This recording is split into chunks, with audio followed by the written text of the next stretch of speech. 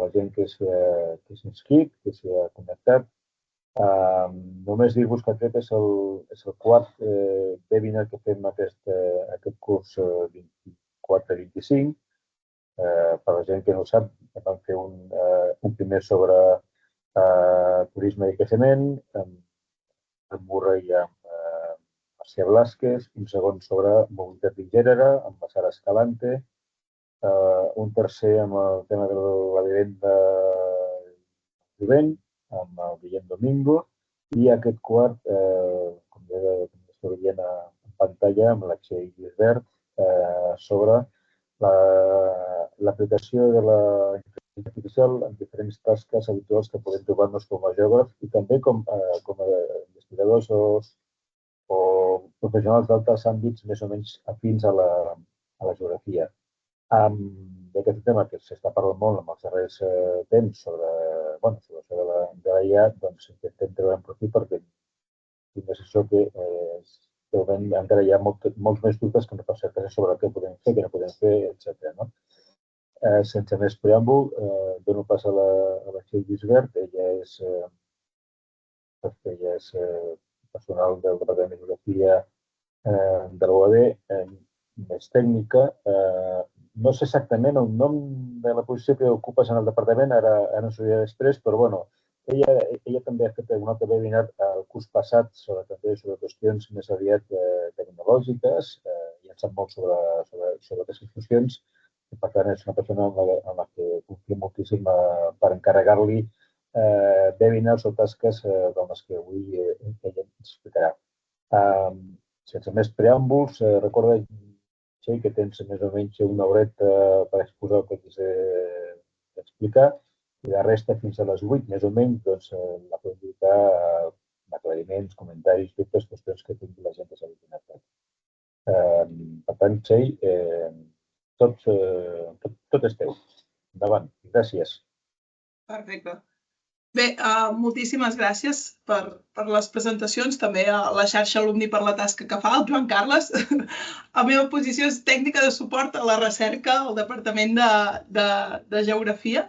I llavors, bé, com deia el Joan Carles, l'any passat vam fer un webinar sobre eines que es poden utilitzar per fer presentacions, a l'hora de presentar informes, i tot, i després em va proposar de dir què se t'acut per fer un webinar per tancar el curs. I vam trobar interessant el fet aquest de parlar de la intel·ligència artificial i eines, i sobretot remarco el que ara diré, per facilitar-nos la feina, no per fer-nos-la. Recordem que al final estem tractant amb unes màquines, la màquina no pot pensar com un humà. Per tant, sempre la intel·ligència artificial ens facilita les coses, ens facilita la feina, però l'hem d'entendre com una cosa que sempre hem de tenir aquell pensament crític. Per tant, sempre agafem-la des d'aquesta perspectiva. Llavors, amb aquest títol, doncs, començaríem la presentació. El que intentaré, amb el Joan Carles, quan preparàvem aquest webinar, deia, parla de 2 o 3 eines. La veritat, n'hi ha tantes que no sé si avui em presentaré una desena, més o menys, però és que podríem estar parlant durant 3 hores de moltes altres eines. I potser al final del webinar em dieu, ostres, Meritxell, no has parlat d'aquesta. No, és que no he parlat d'aquesta perquè és que no era plan d'ocupar tota la tarda i tot el vespre. Llavors, una miqueta aquesta és la intenció, de donar-vos eines que us puguin facilitar el vostre dia a dia, tant en el món laboral, en la vostra recerca, perquè veig molts companys i companyes del departament, doctorants, doctorandes, professorat. Per tant, és donar aquestes eines perquè les conegueu. I no són les úniques, n'hi ha moltíssimes més. Jo sempre dic que són empreses com molt volàtils, és a dir, coses que surten molt, com poden sortir, i llavors al cap d'un temps en surt una altra millor i aquesta desapareix. És aquesta immediatesa amb totes aquestes eines. Ara bé, les que presento és les que he treballat més, amb les que he treballat més, i la veritat que moltes són còmodes. Moltes són transversals, malgrat que les inclouré en un apartat, són transversals. Una única eina no serveix per una única cosa, són molt transversals. Ara, sí que pot anar més bé per alguna cosa o una altra, i és el que us intentaré explicar al llarg del webinar. I res, esperar amb tanta gent avui, esperar que alguna eina la pugueu utilitzar i que us serveixi per això, sobretot facilitar-vos la vostra feina. Com he estructurat la presentació? Primer de tot, faré una petita introducció, més que res per entendre que la intel·ligència artificial n'estem parlant ara, 2025, perquè ChatGPT va sortir el 2022 i va suposar una revolució, però és que en podríem començar a parlar des dels anys 50, conceptualment parlant. Llavors, perquè entenguem que no és una cosa nova, que ara ha fet el boom, però que ve de molt enrere. Parlarem d'assistents intel·ligents, tots els temes de xats, parlaré del ChatGPT, com no, ja el coneixeu tots, però simplement incidir-hi de la importància de com fer les preguntes, els prompts que s'anomenen i com entendre una miqueta tot plegat. Llavors, eines d'intel·ligència artificial per l'anàlisi d'arxius, eines d'intel·ligència artificial per l'anàlisi de dades i eines d'intel·ligència artificial per generar contingut visual. Veureu que podem generar imatges, que no sé, i és el que dic, és molt difícil que una màquina sàpiga allò que volem escrivint-ho. Hem d'afinar molt aquest prompt que en diem perquè la màquina arribi a fer alguna cosa que s'assimili a allò que volem, però no sempre respondrà. Jo és que ho vull així. Doncs, bueno, no, és una màquina, no té sentiments. Si li demano com estic, no em respondrà la màquina, d'acord? Doncs una miqueta aquesta és la idea. Llavors, entendre que tot això de la intel·ligència artificial conceptualment va començar als anys 50 amb el test de Turing, que és que Alan Turing, que era un matemàtic, va plantejar una manera de saber si una màquina podia imitar el pensament humà. I és quan neix conceptualment la idea d'intel·ligència artificial. Llavors hi ha un moment de crescuda, el 56, quan oficialment neix el nom d'intel·ligència artificial. Als anys 70 hi ha una reducció per temes de finançament i, per tant, una falta d'interès en tot el tema de la intel·ligència artificial, perquè no hi havia aplicacions pràctiques ni escalabilitat. I, per tant, s'atura un moment aquest creixement que havia tingut als anys 50. I als anys 80 hi ha un creixement de l'aprenentatge automàtic i, per tant, la intel·ligència artificial guanya molta força amb sistemes experts capaços de prendre decisions en àmbits concrets. I el que dèiem, no pensen com els humans, però sí que són útils per simular coneixement especialitzat. I llavors nosaltres, amb la nostra visió crítica i amb els nostres coneixements, hem de valorar si allò ens encaixa o no ens encaixa. A l'aprenentatge profund, ja cap als anys 90 i 2000, és la nova era de la intel·ligència artificial, augmenta la capacitat de l'aprenentatge automàtic i el 1997 és una fita clau perquè hi ha inclús molts vídeos sobre això. Una màquina guanya a un humà en un joc d'estratègia, que era un joc d'escacs, que era el millor del món.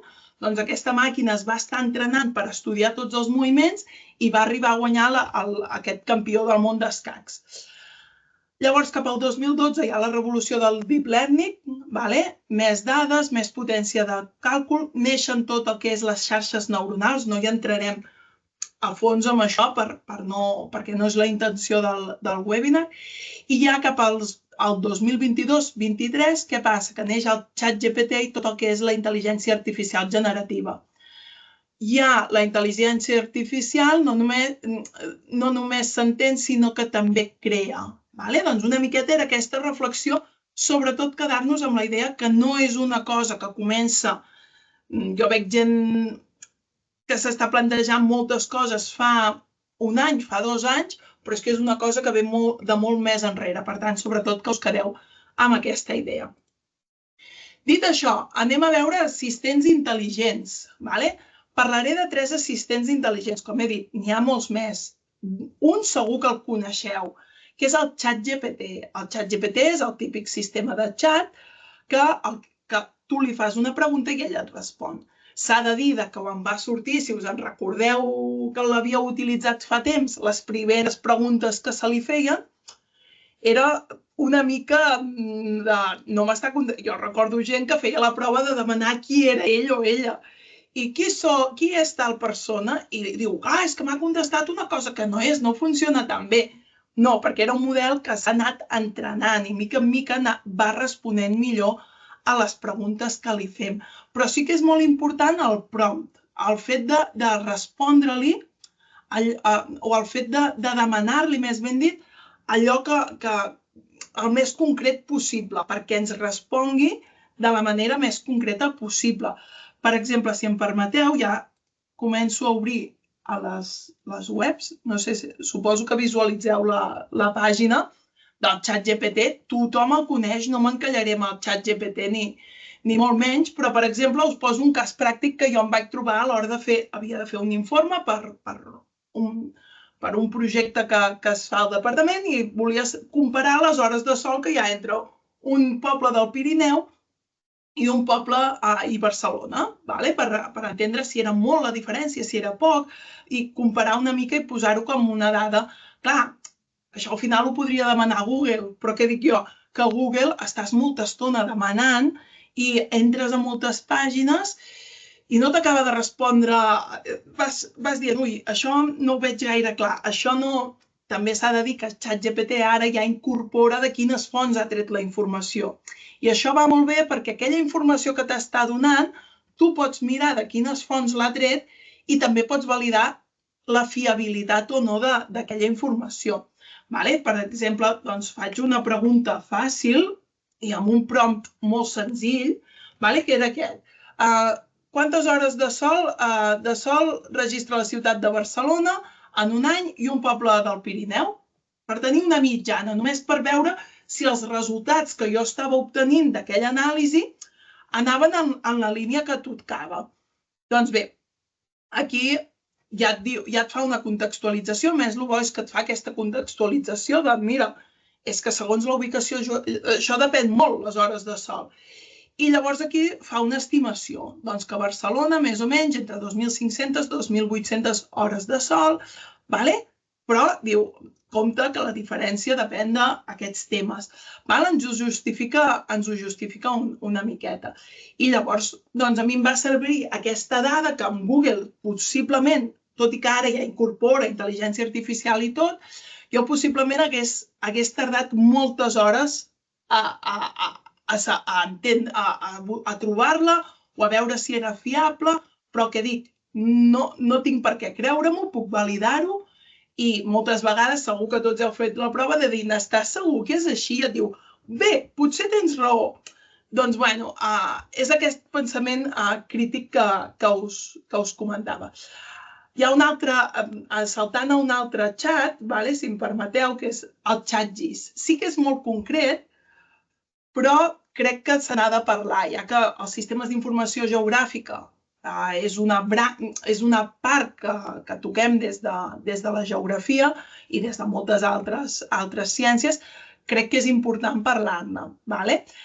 És el mateix que el ChatGPT. Si entreu a ChatGPT, inclús a l'esquerra ja et surt ChatGIS, i és un xat especialitzat en sistemes d'informació geogràfica. I el mateix, és el mateix que el ChatGPT, però entrenat per aquests temes. I, per exemple, jo fa poc estava georreferenciant un mapa, és a dir, estava posant un mapa de 1800 sobre un mapa actual i em donava un error mitjà de 6.000 metres. I pensava, ostres, és que és molt, és poc. I vaig començar a buscar informació, això estic posant el cas aquest, concret, i vaig dir, ostres, fem una cosa, agafo la informació que em dona l'ArcGIS Pro i li demano al ChatGIS que em digui si aquesta informació, com veu aquesta informació, que me l'analitzi. Clar, jo això a Google hagués hagut d'anar per parts, perquè us feu una idea, és una informació que ve a ser tipus això, perquè la veieu. El ChatGIS, ja us dic, és el mateix, funciona igual, però era això. A mi em surt tot unes xifres que les entenc, però vull que el xat me les expliqui bé per justificar allò que estic fent si està tenint la qualitat que jo crec que ha de tenir. Jo, des del meu punt de vista, per un mapa de l'any que era i tot, sí que la tenia, hi hauria 6.000 metres d'error, però amb l'escala que ho havien de representar i tot, jo sabia que era correcte, però volia comprovar. Llavors faig la pregunta de, amb l'eina Georeferencing d'ArcGIS Pro, em surt aquesta informació. Què vol dir? Explica-m'ho, perquè, clar, a vegades podem utilitzar, sobretot amb GIS, eines o ens surten error 00x314. Ves a buscar solucions. Bé, s'ha de dir que si el prompt no està ben fet, possiblement li fem la pregunta i li diguem no, això no és correcte, revisa-m'ho perquè aquí jo estic veient que no m'estàs acotant bé la resposta. Per tant, jo no he fet bé tampoc el prompt i tu no m'estàs entenent el que jo et volia dir. I llavors aquí feia la pregunta, ja veieu que hi havia un error de 6.000 metres, si el trobava molt o poc. Jo li faig aquesta pregunta i ell mateix em desglosa tota la informació que li demano, punt per punt. Diu, mira, això vol dir que aquesta primera part està dient que utilitza la transformació tal, que vol dir que, has agafat 7 punts de control, tens un error de tant, això vol dir, i t'explica l'error, et va detallant tota... Clar, ChatGPT m'ho respondria això, possiblement, però el detall que em dona el ChatGIS, perquè és un tema vinculat a l'ArcGIS Pro, vinculat als sistemes d'informació geogràfica, és molt més concret si utilitzo el ChatGIS. El que eren abans les típiques webs, els típics foros que tothom apuntava, m'ha passat això o no estic entenent això. Doncs una mica el que fa aquí és agafar, buscar totes aquestes informacions i triar el que és més correcte. I al final et fa un resum de, mira, tens un mapa de tal, no sé què, diu, per tant, és acceptable. M'ho he de creure al 100%? No, però jo ja considerava que era acceptable pels coneixements que jo tenia i tot. Per tant, aquí m'està justificant que efectivament és acceptable. Per tant, al final, tant ChatGPT com ChatGIS, jo us ho recomano molt, ChatGIS, és que com que justament treballo bastant amb aquests temes, llavors és molt, molt útil i perfila bastant bé. Inclús li dius, amb aquesta mateixa eina amb QGIS, quina és? I tu respon que a vegades amb Google és el que dic, estàs donant-hi moltes voltes i una cosa que trobaves en una hora l'acabes trobant en 5 minuts. A vegades no la trobes, a vegades et diu fes això i li dius no, t'estàs equivocant, això no és així. Llavors una altra eina tipus chat és aquesta, el chat PDF. És una eina que facilita una conversa amb un PDF. Com deia, vol dir que ChatGPT o ChatGIS jo no els hi puc posar un PDF i que tal? Sí, òbviament, ho puc fer, però aquestes eines estan més entrenades per fer aquestes funcions i, per tant, van més bé o et donen més possibilitats. Doncs aquesta de ChatGPT és una eina que el que fa és facilitar la conversa amb un PDF. Tu li puges un PDF i el que pots fer és fer-li preguntes. I, per tant, això et pot ajudar a entendre a vegades investigacions. Mira, m'han passat aquest document, em costa entendre'l, jo me'l llegeixo, el poso aquí i li vaig a fer preguntes perquè m'extregui, un cop llegit i jo entès tot el que diu, vaig intentar que em tregui tota aquella informació. Aquesta eina de ChatGPT... Ai, perdoneu, que us he tret això i no era... Ui, no era la intenció. Disculpeu. Aquesta del xat PDF, com funciona? I permeteu-me que posaré documents que jo he treballat per la meva recerca, per la meva investigació o per la que fem al departament, però que és totalment pública, d'acord? Tu entres a xat PDF, et fa registrar, típic, com a totes. Això no ho he dit, però, òbviament, les parts de pagament, si una eina us interessa molt, pagueu-la, perquè representa que tu, en el moment que pagues aquesta eina, estàs accedint a moltes més creuaments de dades i, per tant, és molt millor la informació que et dona. Llavors, ja ho anirem veient. Jo, de moment, mai n'he pagat cap. Amb les opcions gratuïtes vaig tirant bé i surten coses correctes i, per tant, de moment no he necessitat, tot i que n'hi ha una que us explicaré, que aquella vaig estar temptada a pagar-la i tot perquè realment és molt còmode. Llavors, això, jo aquí, per exemple, permeteu-me que tinc un PDF aquí, jo l'adjunto, l'he arrossegat aquí simplement, i aquí em penja aquest PDF, d'acord? Primer de tot, què em fa aquest xat? Em posa aquí el PDF i em diu, aquí sí que els idiomes, crec que català no hi és, en el ChatGPT i ChatGIS sí que els hi pots demanar en català i et responen. Aquí igualment tu pots parlar en català, però sempre diuen que si parles inclús en anglès o fas les preguntes en anglès i tot, perfila molt més encara. Doncs aquí per defecte ja em diu, només li ha entrat un informe que té 34 pàgines i en 30 segons m'ha fet un resum, molt resum del que parla, i a més em diu, em dona 3 opcions però que poden ser molt més, ara us les explicaré. Primer de tot, resumeix-me l'informe o em proposa preguntes, de dir, mira, analitzant aquest PDF, jo crec que pot fer aquestes preguntes. Això vol dir que només puc fer aquestes? No. Jo igualment aquí li puc fer una pregunta. Fixeu-vos, resumeix-me aquest informe. Jo vull un informe de 38 pàgines que me l'he de llegir. Clar, potser m'agafa informació que a mi m'interessaria. O clar, no pensa com tu, és el que deia al principi, que a vegades ens pot passar això de dir, ostres, és que després m'he llegit l'informe i clar, jo he vist que hi havia aquesta part que és molt important i no me l'ha resumit. És una màquina, no pensa com tu i, per tant, hem d'entendre sempre que fer una lectura va molt bé perquè tu ja detectes aquells punts forts, però després poder fer un resum t'ajuda a poder acabar-ho de sintetitzar. Llavors he posat, resumeix-me aquest informe. I veieu? M'acaba de fer un resum de tot l'informe i, a més, em diu a quina pàgina està. És a dir, aquest informe analitza això ho trobes a la pàgina 5. Ben bé aquest informe analitza, perquè ho entengueu, analitza els pobles abandonats del Solsonès, les cobertes del sòl, la fragmentació, l'accessibilitat, són aquestes les variables biofísiques i fa una presentació web.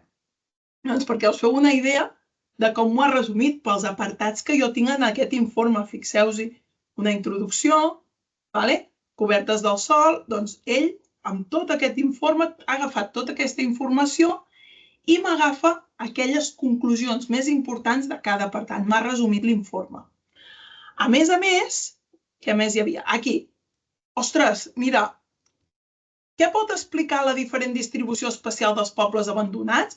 En comptes de llegir-me tot l'informe, jo li faig aquesta pregunta, aquesta eina revisa el document i ens dirà la resposta. I ens diu que es deu en aquest cas, a 4 aspectes. I ens posa, a més, a quines pàgines troba aquesta, o podem afirmar això que és així. Aquí hi ha una altra pregunta, com influeixen les variables biofísiques en l'abandonament dels pobles, i aquí et fa el resum, a nivell dependent, a nivell d'orientació, la insolació, tot això. I a més, jo li podria fer ara una altra pregunta, li podria demanar, li faig una simple, quants pobles abandonats i ja, la faig simple i sense crear un prompt així massa pensat, però en principi m'hauria de dir, efectivament, que són 33 nuclis, en total són 38, per tant, aquesta eina ens serveix per xatejar amb el PDF, el que dèiem, Ho puc fer amb el ChatGPT, una cosa que no he dit. Jo al ChatGPT moltes vegades li he adjuntat una captura de pantalla i li he dit, escolta, no estic trobant aquesta eina que em diuen que està aquí, tal. On la trobo? I li he adjuntat una imatge i me l'ha entès la imatge. Per tant, el ChatGPT també entén els PDFs, també entén la imatge, però amb el detall d'aquí de saber quines pàgines treu la informació i tot, no ens ho fa. Llavors res, que sapigueu que és tan fàcil com això, subir un PDF, pujar un PDF i començar-li a fer preguntes al document. Llavors, vaig disparant més eines. Això són eines per xatejar. Veureu, però, que després em veureu que em direu, bueno, Meritxell, tu estàs xatejant igualment amb el document. Sí, és el que dic, que moltes eines són transversals. Per exemple, el NotLM analitza, aquestes són eines per analitzar arxius i analitza qualsevol tipus de material que se li penja, vídeos, tot. I pot generar podcasts, mapes mentals dels continguts, genera moltíssimes coses. Anem-hi a entrar. En principi tinc totes les pàgines web obertes. I què és? Li diríem, crea, li pujaria el document, ara no el pujo, tarda 30 segons, però per no duplicar, i ja us explicaré després, no consumir recursos, no perquè tingui una opció demo, sinó a nivell ecològic, prefereixo no llançar-la. Llavors, fent les proves, jo vaig llançar el mateix informe d'abans aquí dins. I què em fa? Fixeu-vos, és un informe molt llarg, de 38 pàgines, i vaig intentar que em fes el resum amb àudio i se'm quedava encallat, però em pot fer un resum d'aquell PDF que pujo amb un àudio. Per tant, això ja diu molt. Ostres, un podcast, allò abans d'anar a dormir, aquell article el pujo, que me'l resumeixi, i és com si el llegís. El que dèiem, pot ser que no resumeixi el que tu vulguis, possiblement, o pot ser que el concepte clau, aquell important, te'l deixis fent-ho així. Sí, però aquí és la visió de crítica que hem de tenir nosaltres i també mirar-nos-ho tot. Doncs aquí, per defecte, quan puges, ell et fa un resum de què fa aquest informe, què presenta, i aquí a la dreta ens dona un seguit d'opcions. Per exemple, aquí ens en dona unes per defecte, que és resumir l'àudio, mapa conceptual, i aquí, per exemple, ens fa un mapa conceptual. A mi aquest m'agrada força, que diu, mira, els pobles abandonats, té aquests apartats. Què hi diu a la introducció? Pam! Mira, et parla de l'objectiu, et parla de les variables, et parla dels nuclis localitzats. Però dels nuclis localitzats et puc donar més informació. Quina informació? Que n'hi ha 33 de vius, 2 en recuperació, 3 d'abandonats. Ostres, i a nivell de distribució espacial? Tinc aquesta informació. I a nivell... Per tant, jo puc entrar dins de cadascun i ell em va desgranant amb tipus mapa conceptual mòbil, li diríem, dinàmic, més ben dit, tots aquells aspectes importants de cadascun dels apartats, subapartats, subapartats, i inclús el puc descarregar. Això trobo que és molt útil per entendre la informació important del document. I simplement s'apreta aquí i en un segon ho tens fet. Llavors, per exemple, també hi ha aquestes que pots afegir notes, i quan li afegeixes notes, aquí per defecte et dona, per exemple, aquesta. Quants pobles s'han localitzat i com és? I aquí t'explica com es distribueixen. Per tant, fa un seguit de reflexions. Pots fer preguntes, pots fer una cronologia, i per tant, preguntes. S'estan generant un seguit de preguntes, i aquí em genera un seguit de preguntes d'aquest PDF. Podrien tenir-ne més de PDFs? I tant. Podrien tenir-ne varis i fer això. I llavors aquí m'ha generat una pregunta que me la respon. La cronologia la tinc aquí feta, doncs em diu dels esdeveniments principals, me'ls ordena cronològicament i em posa la informació important de cadascun. Aquesta és una altra. Al final és xatejar amb el PDF, però amb la diferència que tens aquest mapa conceptual i el mateix d'abans, o et fa una cronologia, que això no ho tenien les altres. O aquí, com podeu veure, aquí baix ja també em dona preguntes prefetes, preguntes pensades a partir del document que jo podria clicar i me les respondria. O jo podria fer aquí la pregunta que volgués. D'acord? Molt bé. Més eines. El SizeSpace aquesta. Genera podcast per explicar-te els articles. Com abans he dit que et generava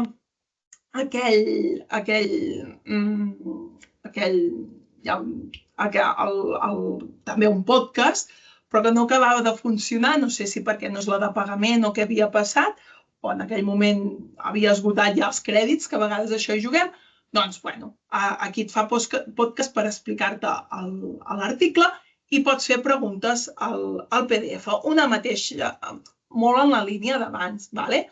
Aquí fixeu-hi, aquí jo puc apretar aquest informe que ja el tinc fet, i per defecte aquí ja em posa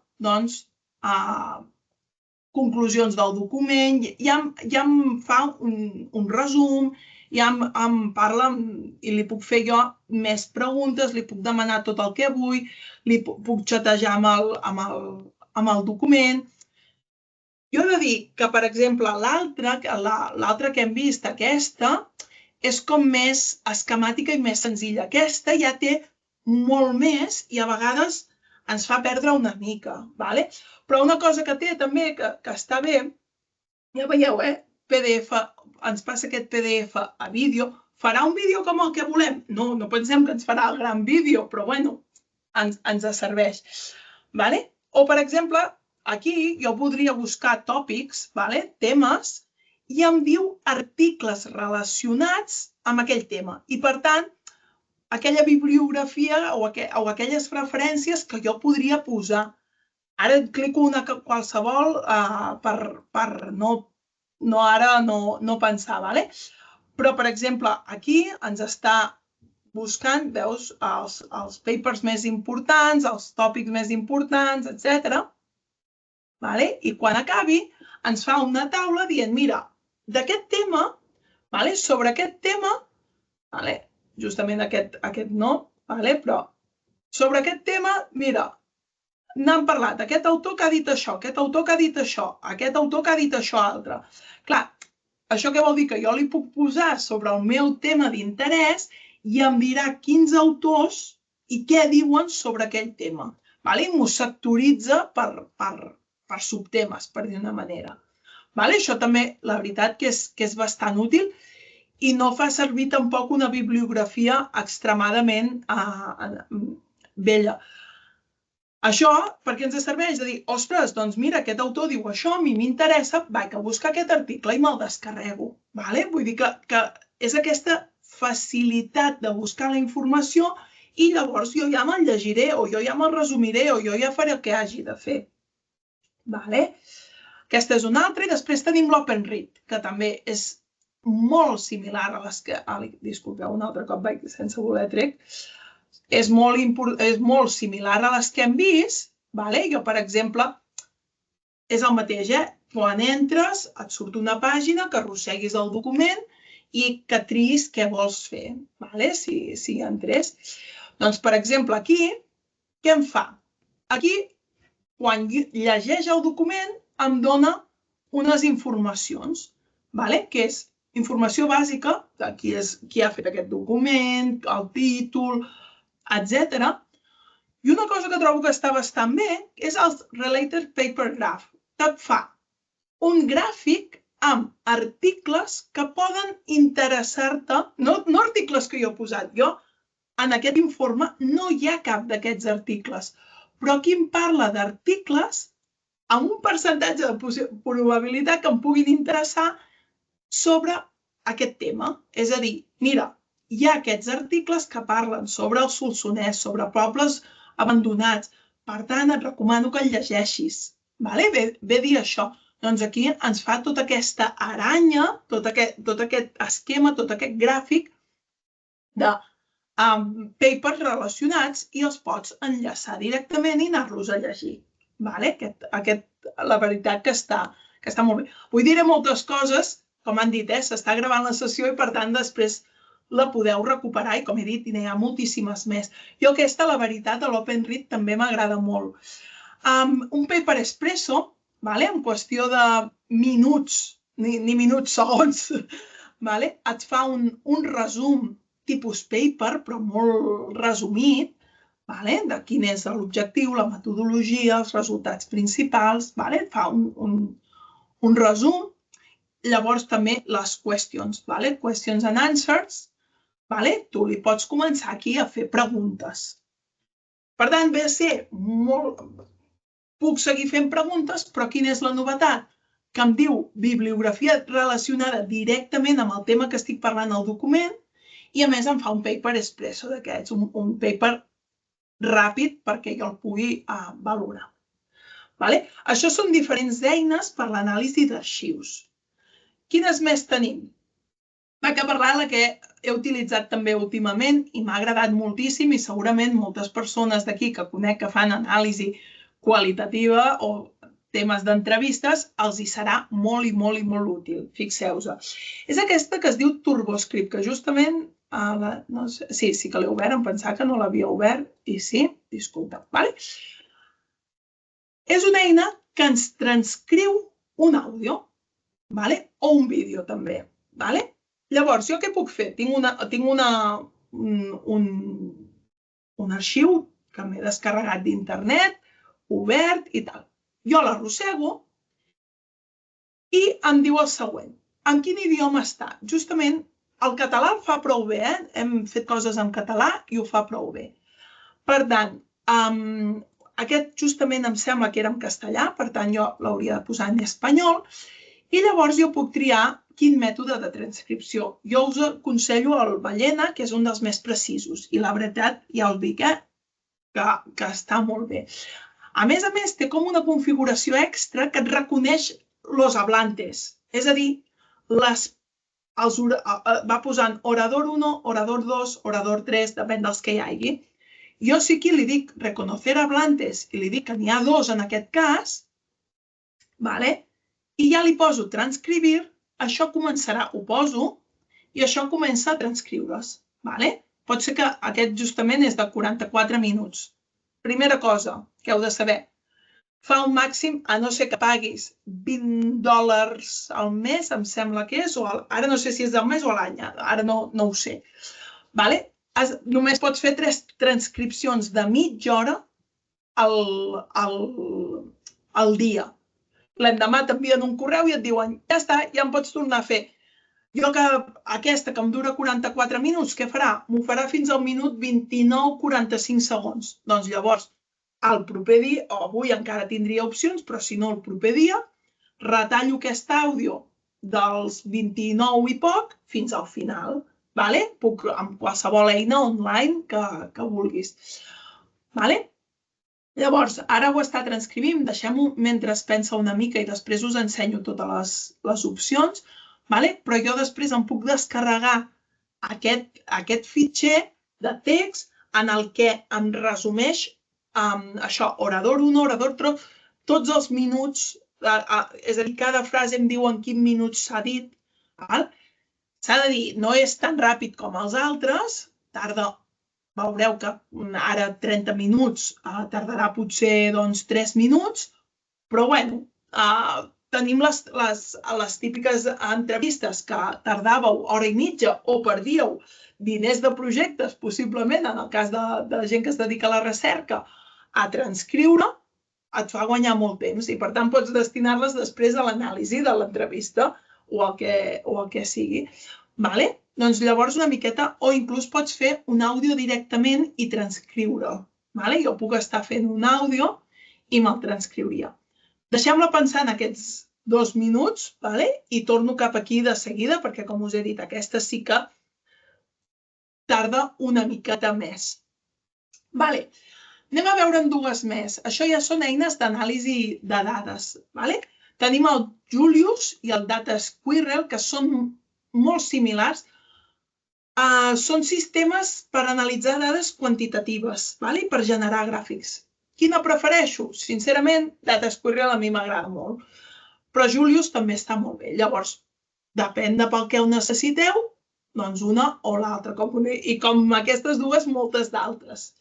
Llavors, si em permeteu, anirem a veure aquesta de Julius primer, que és aquesta d'aquí, en la que tu estàs aquí, li tires upload a file, li enllaço un fitxer, li passo un fitxer i llavors jo, per exemple, ja en tinc un de fet per no haver-lo de tornar a carregar.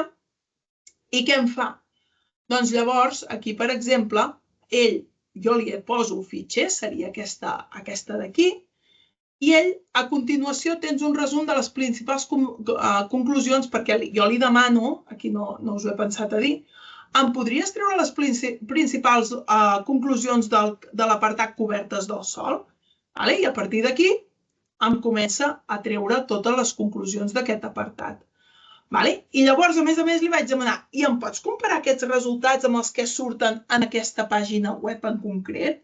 I li vaig enxufar la pàgina web pensant, a veure, i sí, dius, aporten informació complementària, no sé què, i em comença a comparar els meus resultats amb els de la web. Ve a ser un ChatGPT, aquí és una miqueta ChatGPT, perquè al final et fa el mateix que podries fer.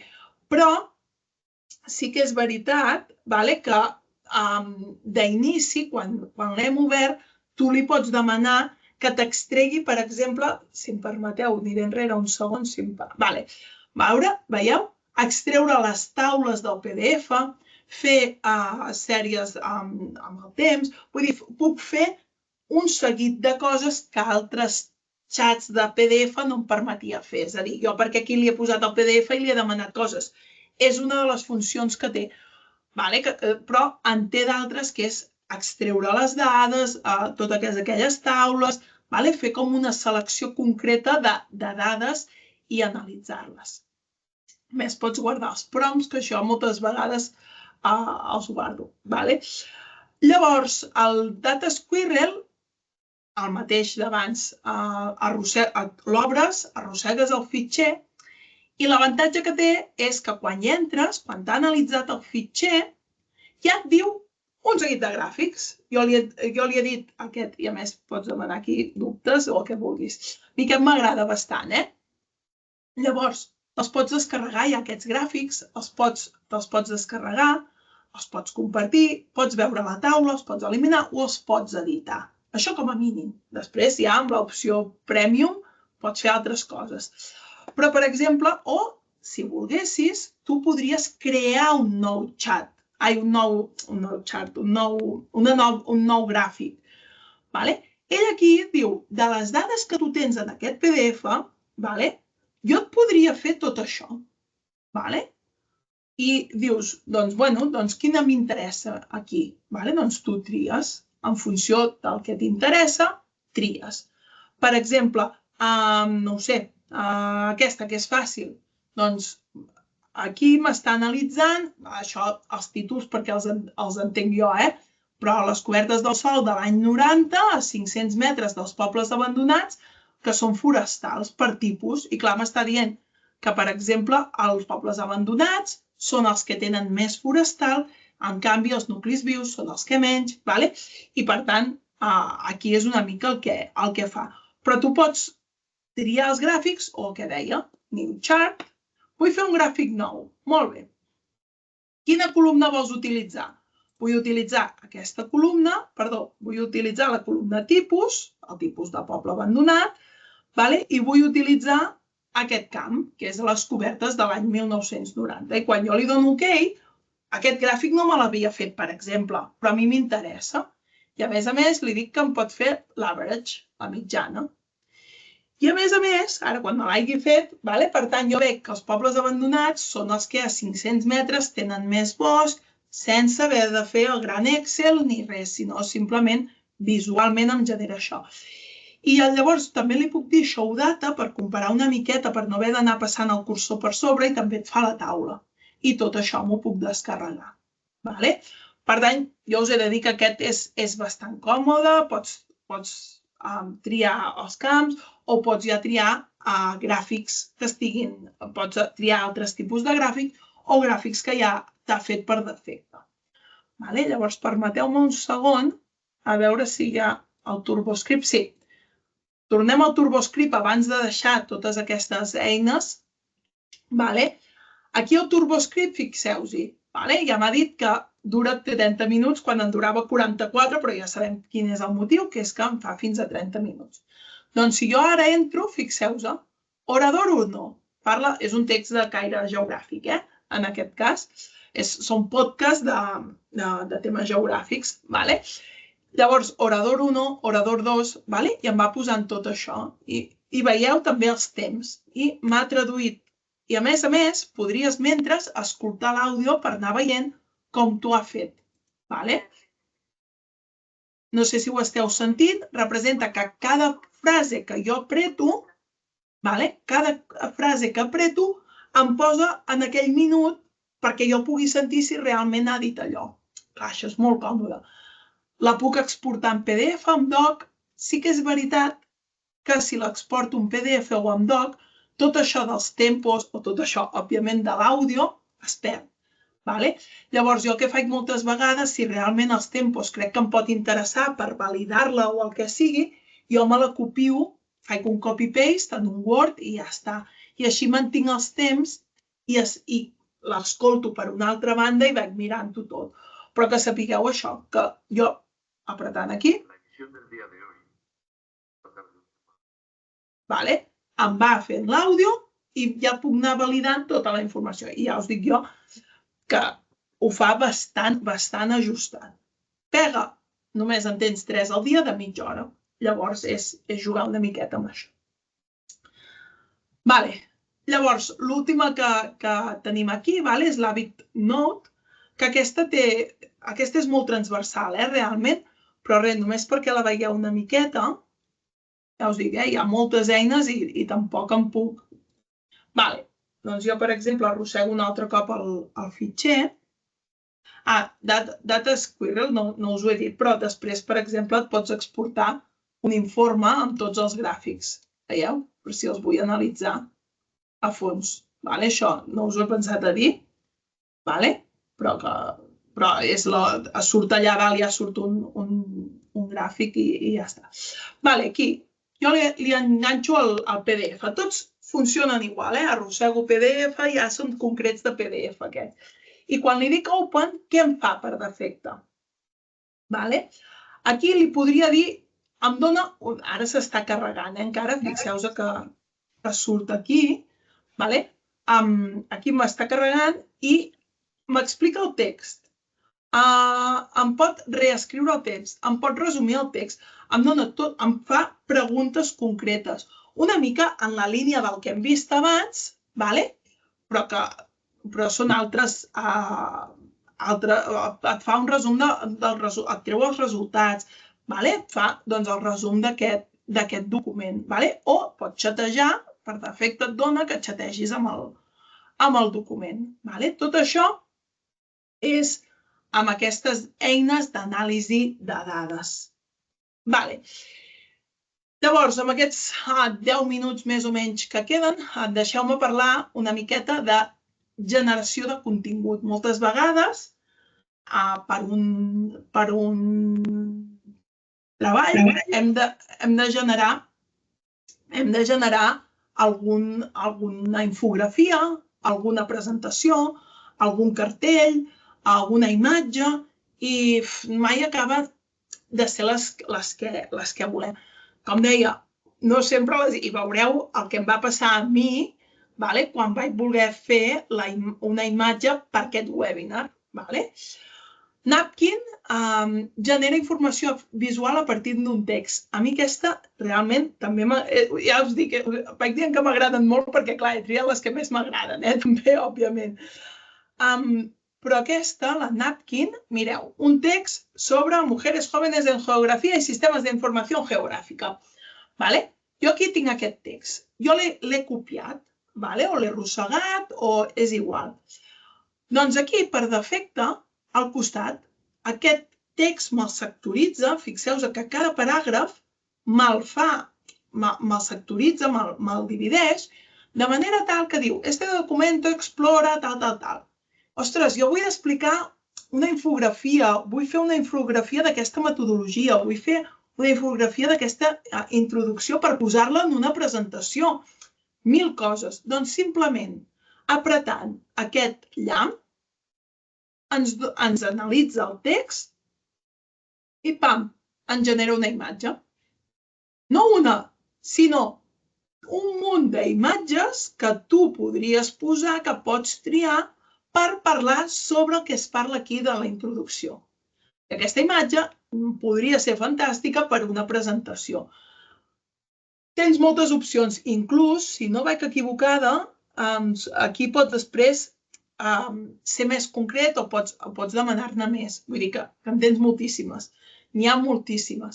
Aquí és una altra que he generat abans quan ho preparava. Inclús en tot moment, nosaltres aquestes imatges ens les podem exportar. Que vull parlar sobre aquest tema, el crecimiento de... Veieu, si no surt el llamp al costat, a vegades o és perquè hem acabat les opcions o allò no hi troba sentit per posar-hi una infografia. Però jo realment aquesta la trobo molt útil perquè a vegades, ostres, vaig a Canva, faig no sé què amb Canva. No cal, vinc aquí, li poso el text o li puc escriure jo i ja està. Aquesta és una. I l'altra és el Pic-to-Chart, que crea informació visual també a partir de text. En aquest cas, però, crea moltes coses. Infografies, pòsters, presentacions. Les crearà com jo vull? No, sempre les hem de revisar, però em facilita la feina. Allò que jo he generat o tardava a generar una hora, doncs potser ara en mitja, perquè m'ho genera, jo m'ho poso a mirar, en menys ho puc tenir fet i guanyar temps per altres bandes. Aquí, per exemple, jo vaig crear una presentació i després les puc editar, No hi ha cap problema. Amb aquell PDF que us he ensenyat del Solsonès, jo vaig crear una presentació i permeteu-me que vagi utilitzant moltes coses ja treballades, però és que és la manera també de no generar contaminació de continguts amb intel·ligència artificial. I què vol dir això? Jo puc canviar aquesta imatge, jo puc canviar el títol, ho puc canviar tot, però automàticament, jo què sé, aquesta imatge per un poble abandonat, què vols que et digui? No és el millor. Perquè és a la taula de continguts. Bé, jo la vull canviar, doncs la canvio. Però aquí em fa un resum amb una introducció, amb què destaca de les cobertes del sòl, de la fragmentació forestal, amb accessibilitat i, a més, amb imatges que acompanyen el tema, que tenen a veure amb el tema. Variables biofísiques o la presentació web. Per tant, aquí m'ha fet un resum. Clar, jo què sé, ostres, és que aquí no m'agrada. Aquí, per exemple, tenia el cap municipal, el cap comarcal i el cap... Doncs només me n'ha posat un. Bé, per les limitacions aquestes de temps, més dels costos, doncs m'ha fet fins aquí. Però, bueno, m'ha estalviat molta feina. M'ha estalviat haver-me de pensar tota la presentació d'aquell PDF. Jo llavors possiblement la retoqui, però una miqueta aquesta és la idea. O, per exemple, una que vull veure si... Pic-to-Chart ID, Create with ID, veure si em deixa... Vale, sí. Ja veieu que és... Perdoneu, que és aquí. És Pic-to-Chart ID, Create with AI. I aquí, jo, per exemple, li vull dir que fem una infografia, voldré fer un pòster, en aquest cas, per imprimir, vull un pòster i escriu el meu tema. Vull un pòster. Pòster. Ho faré en català, però si és en castellà, el que dic és sempre afina més. Pòster per a la promoció del grau en geografia, medi ambient i planificació territorial de la Universitat Autònoma.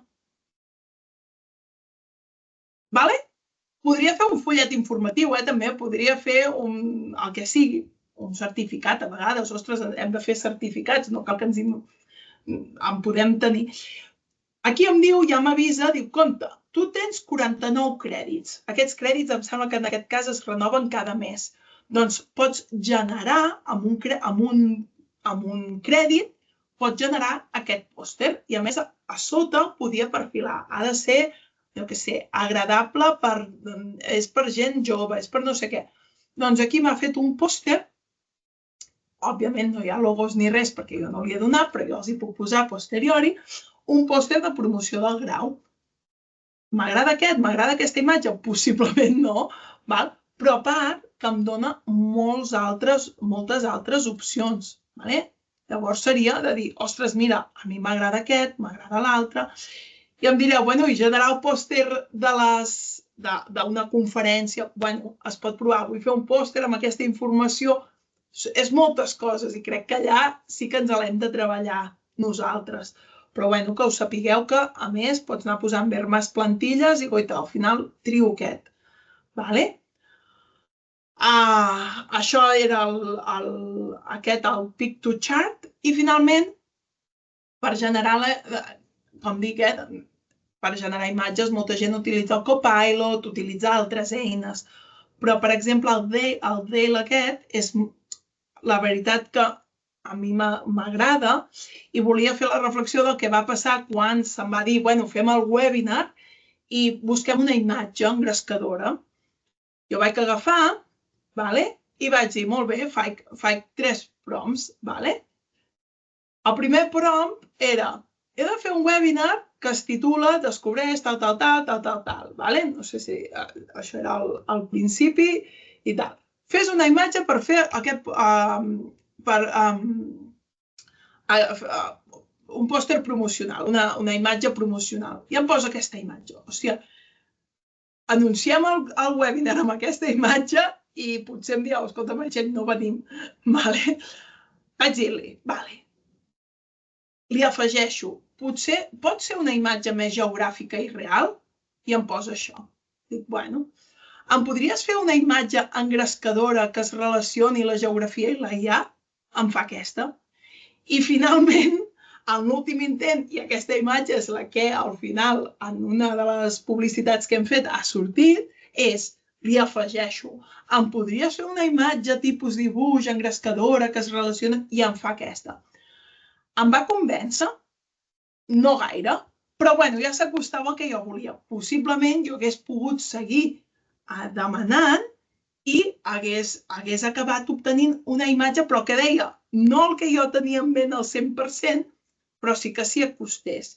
I si us hi fixeu, això es fa amb el Dale, que és aquest xat d'aquí, que des d'aquí podem dir-li crea una imatge i simplement, com ja veieu, a mi tinc aquestes i aquí em demana el prompt. El prompt és aquest text que jo li he de posar aquí. Doncs genera'm una imatge i aquí baix em diu quantes imatges. 1, 2, 3, quantes en vols? Jo soc partidària que si una no la fa bé, 2 no les farà bé, perquè fixeu-vos que aquesta me'n va fer 2 a l'inici. Eren iguals, quasi bé. Cap de les 2 em va interessar. Per tant, ho vaig acabar baixant a una imatge. I llavors, aquí li poso el prompt, li dic create i em va creant imatges. I aquestes imatges es descarreguen. Pregunta que potser em fareu, bueno, i tot això com se cita? Imatge generada amb intel·ligència artificial, amb el Dale i punt, i ja està. Un dia vaig vaig atrevir-me a dir, bueno, demano pels drets d'aquestes imatges. I la resposta va ser, és una imatge que es crea per tu per aquell moment, en base a aquell prompt. Aquesta imatge mai més, perquè jo mai més no em vull atrevir a dir-ho, però en principi mai més tornaria a sortir. Per tant, la podem utilitzar per fer difusió pel que vulguem. L'ha creada la intel·ligència artificial. No l'ha tret d'enlloc. És per nosaltres per aquell moment. Bé, hem anat veient moltes eines, el que dic, n'hi ha moltíssimes més, i sí que per tancar el webinar abans de passar a les preguntes, i com dic, això és anar-les provant i anar veient cadascú algú li interessarà més el TurboScript, a algun altre li agradarà més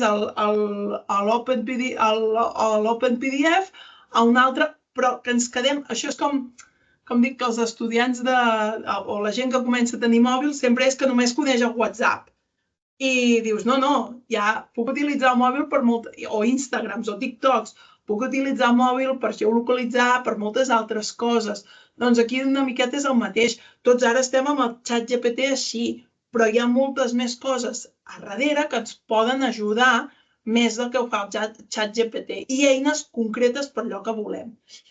El que sí que m'agradaria acabar amb una reflexió, que és una reflexió que a vegades ja han de fer a nivell de departament i que acabes comentant amb companys i companyes, que és els costos ecològics que té tot això. Costos ecològics en els grans centres de dades. Tot això ho estan mantenint grans centres de dades.